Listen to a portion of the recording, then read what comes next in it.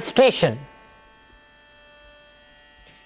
क्रोधात् भवति सम्मोहः सम्मोहात् स्मृतिविभ्रमः स्मृतिभ्रंशात् बुद्धिनाशः बुद्धिनाशात् प्रणश्यति. Once the person contemplates excessively on the object, attachment is developed. After attachment, desire for the object is developed. When the desire is not satisfied, then anger and frustration follow. Once anger and frustration follow, delusion follows. Confusion follows. You don't know what to do because you're not getting that object. You do things that are wrong or you are in total delusion. Many people, because they are not getting their desired object, they go in the wrong way to get it. And once they go the wrong way, destruction is finally the result. रागद्वेषविमुक्तैस्तु विषयानिन्द्रियैश्चरन् आत्मवश्ये विधेयात्मा प्रसादमधिगच्छति. So, sammohat smriti vibhramaha. Smriti is the memory of a person. When that memory, which handles the memory and the conscience, which is handled by the prefrontal cortex of the brain, when that is spoiled because of excessive association with negativity, once that is spoiled, one is doomed to fail as a human being. And next, the next verse is about prasada, or basically serenity of the mind. When the mind is serene and calm and peaceful, it is known as prasada.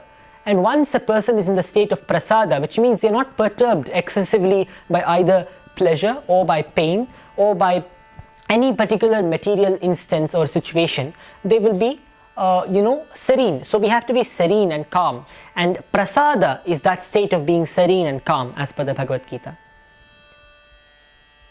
प्रसादे सर्वदुःखानां हानिरस्योपजायते प्रसन्नचेतसो ह्याशु बुद्धिः पर्यवतिष्ठति. So when a person is serene and calm, the perturbed nature of the mind will start coming down slowly.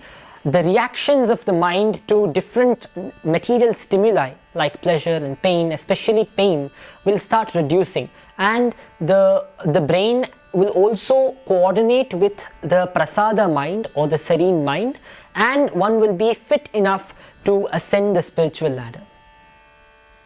नास्ति बुद्धिरयुक्तस्य न चायुक्तस्य भावना न चाभावयतः शान्तिः अशान्तस्य कुतः सुखम्. Can you please repeat that verse? नास्ति बुद्धिरयुक्तस्य न चायुक्तस्य भावना न चाभावयतः शान्तिः अशान्तस्य कुतः सुखम्. So, one who is not controlled properly, yukta, one who is not in this state of yoga, nasti, yukta. So, yukta is a person who is controlled by yoga, his own yoga. Yoga means the combination of body, mind and soul, and then the understanding of the Sankhya Yoga principles in the Bhagavad Gita. So, the person who is in yoga will be able to control himself, and at the same time will have bhavana, the feeling. So now we are reading the Bhagavad Gita and I am narrating the meaning, the brief meaning of the Gita, but both of us, me who is narrating it and you who is listening to it, is probably not able to feel the meaning exactly the way it has been given by Lord Shri Krishna. We can only feel this meaning of each verse only when we are self-controlled, and that requires a lot of practice. So nasti, so the person who is not controlled, tasya bhavana nasti, they will not be able to experience the feeling, and one who has not experienced the feeling will not be able to achieve success in moksha finally. And they will not get peace, of course. इन्द्रियाणां हि चरतां यन्मनोनुविधीयते तदस्य हरति प्रज्ञां वायुर्नावमिवाम्भसि.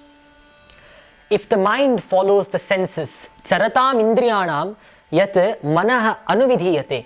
So when the mind follows the senses in its pursuits, so the senses have different objectives, they run behind different objects. Like for example, there is a very famous picture in the Bhagavad Gita of Srila Prabhupada, wherein there are 5 horses representing the 5 senses which are going in 5 different directions, and the mind is the charioteer, the soul is the travel. So that is a very beautiful picture which can summarize all that is being explained here. When the mind is being driven away by the horses, that is the charioteer has no control and the horses are going on their own, then the traveler has no destination at all. Finally there is no destination and the chariot is lost. This is how the mind loses total control over the senses, and then the soul loses control over the mind, and automatically that person is lost. तस्माद्यस्य महाबाहो निगृहीतानि सर्वशः इन्द्रियाणि इन्द्रियार्थेभ्यः तस्य प्रज्ञा प्रतिष्ठिता. Lord Krishna says that it is therefore that the senses must be restrained from their sense objects. Such a person will be able to attain the supreme goal. Indriyani indriyarthebhya tasya prajna pratishtita. Only such a person has steady intelligence, and the person with a steady intelligence with further effort can reach the supreme goal. So the question arises, if the senses are restrained from something, they must be put somewhere else, because after all they are part of our body. So where should they be put? Where should they be put to use? The senses should be put to use in the service of the Supreme Lord, and that is, for example, by eating prasada with the mouth, by tasting the prasada with the tongue, the tulsi leaf with the tongue. That way you are engaging that tongue sense in the service of the Lord and in engaging yourself in the transcendental loving service of the Lord. So that is one way to restrain your senses and put them in the right place. The similar way you can actually restrain your senses, your eyes, and use them in the right way. So using the senses in the right way is a form of restraining them as well. Restraining doesn't mean you just close your eyes, close your mouth, close your nose and totally avoid using your senses at all. That would be disuse. Restraining the senses means using it in the right way.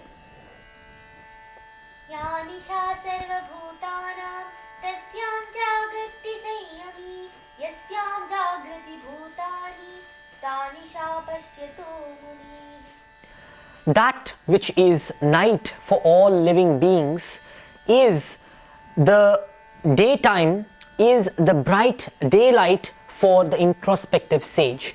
The reason being, when we say night, the reason the night word has been used here, nisha, it is the ignorance. Where there is ignorance in all living beings, there is the bright knowledge in the introspective sage.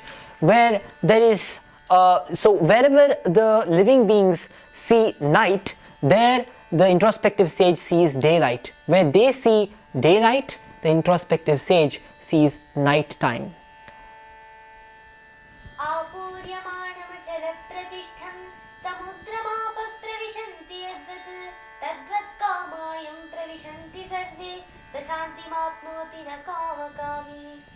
So this is the most significant verse of the entire second chapter, because it summarizes many concepts.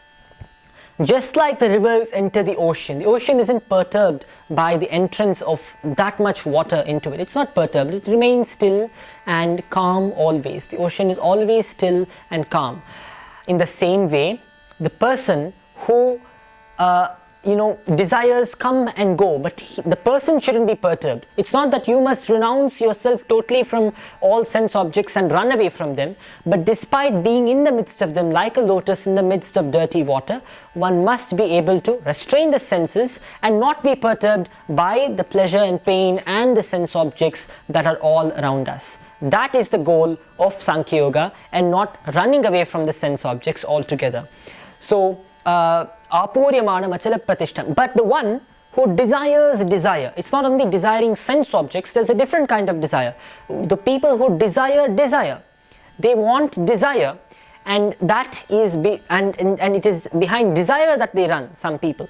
So sashantim apnoti na kama kami, the one who is able to remain restrained even in the midst of several desires around him, several desirous objects, one who is able to remain in the midst of it with steadfast intelligence is the one who can achieve peace in the end, whereas the one who desires desire will never attain peace.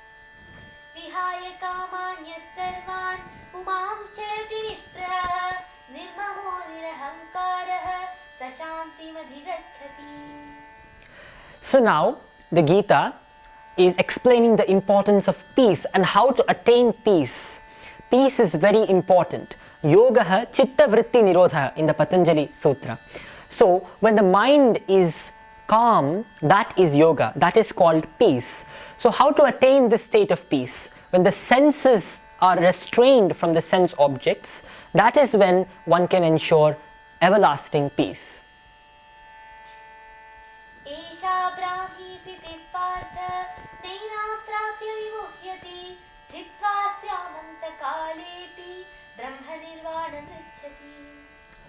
So one important thing that I missed from the previous verse is relinquishing the sense of proprietorship from several sense objects is also very important. The feeling that I own, the ego that I own a particular item is of course for materialistic people it's inescapable, because the feeling that you own something, we are all materialistic people because after all we're surrounded by materials, so it's very difficult to renounce the feeling that you own something. However, with effort and with devotion to the Lord, it becomes very easy. So without devotion to God, no matter how many philosophical books we study, it is extremely difficult to relinquish that feeling that you own something, because after all you are using it, and you know, in the material world you do own it, hence it is difficult to relinquish that feeling. But now through devotion it is possible, and with effort, with restraining the senses, it is possible. That will be explained in the Bhakti Yoga. Now esha te bhita sankhye buddhir yoge tuma esha brahmi satif partha nainam prapya vimuhyati sthitva syamanta brahma nirvana mrichati. So this second chapter has elucidated the concept of Sankhya Yoga. The one who is able to stick in a steadfast manner to this concept of Sankhya Yoga will be able to reach the eternal state of peace, or Brahma Nirvana. This Nirvana concept is the very same one that has been taken and put into the Buddhism, and that is the same one that is being mentioned here, but this is the fountainhead of all those religions, and the final goal of every religion is this Nirvana and moksha. So nirvana is what is mentioned here, and the eternal peace in which the mind is unperturbed for a long period of time. Yogaha chitta vritti nirodhaha is a temporary state of peace that we can attain by constant practice of yoga, but doing this continuously will result in Brahma Nirvana, which is the ultimate bliss of peace. And after one experiences that, all these worldly pleasures will be nothing. But in order to experience that, the caveat is we have to first start relinquishing the desire to desire things, and we have to start controlling our sense objects. We can do this little by little.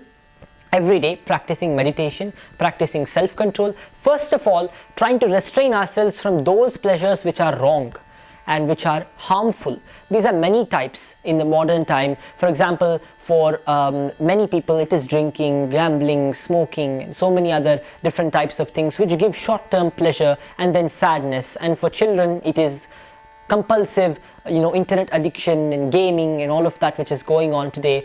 And there's so many different types of addictions that eventually lead you towards a negative health, physical, mental, emotional. And including eating excessively, eating dangerous food, eating junk food, eating food that is not nutritious, that is not having proper qualities, that is not sattvic. Basically all activities that are not sattvic but that which attract your senses. These activities must be restrained. So as and when you develop this self-control, this restraining power, very soon your body and your mind will be capable of fighting off the overall snare of Mara or Kama.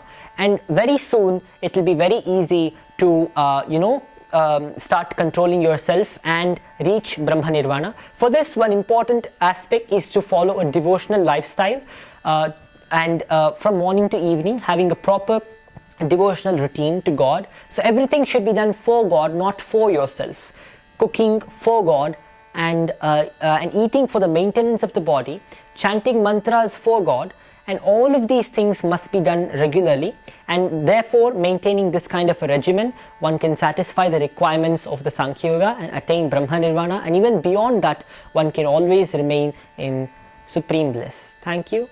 Jai Shri Krishna, Jai Shri Ramachandra, Jai Shri Lakshmi Nrsimha. Salutations to the Gita. Gita so Upanishatsu Brahma Vidyayam Yoga Shastre Shri Krishnarjuna Samvade O Nama Dvitiyodhyayah. Harihi Om Tat Sat. Harihi Om Tat Sat. Harihi Om Tatsat Shri Krishnarpanamastu.